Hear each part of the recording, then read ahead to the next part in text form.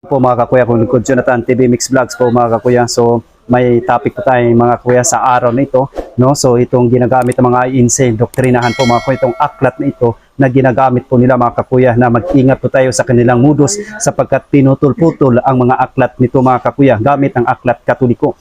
Lalo na po sa aklat na ito po mga kakuya, How Did the Catholic Church Start by Daniel Lord, SG pahina 35. Ito po ang ating mababasa.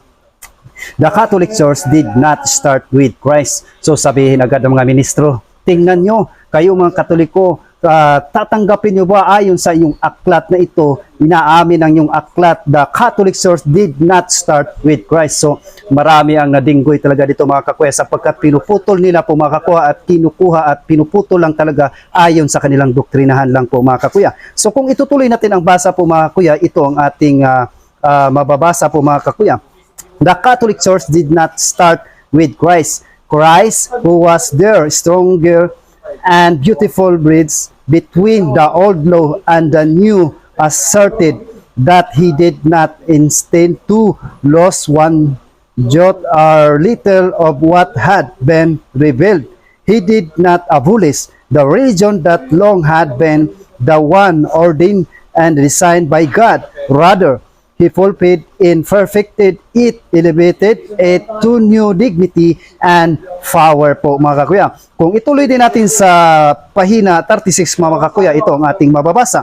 So in the all-seeing mind of God, at that very first instant of God's great and decision was the ultimate plan for the instrument of man, guidance and salvation, the Church of God, the Catholic Church. So, ito pong ating mababasa po mga kuya, kaya mag-ingat po tayo, lalo ang aklat ito ay ginagamit ng mga doktrinahan ng mga INC.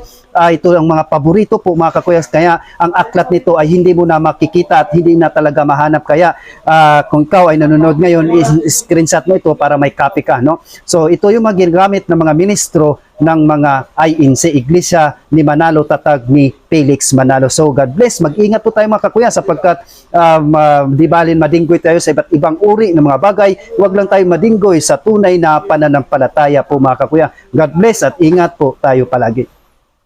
Jesus Christ, the Son of God, was born for you and me. He came to bring the good news, from sin to set us free. The blind, the deaf, the lame, the poor, His power meant to see. He gave His life upon the cross, eternal life the key.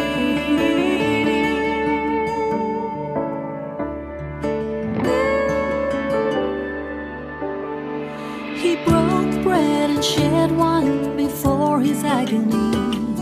We share the body and the blood in His memory. To make His message known is our responsibility. So here we are to pledge our lives to the Lord.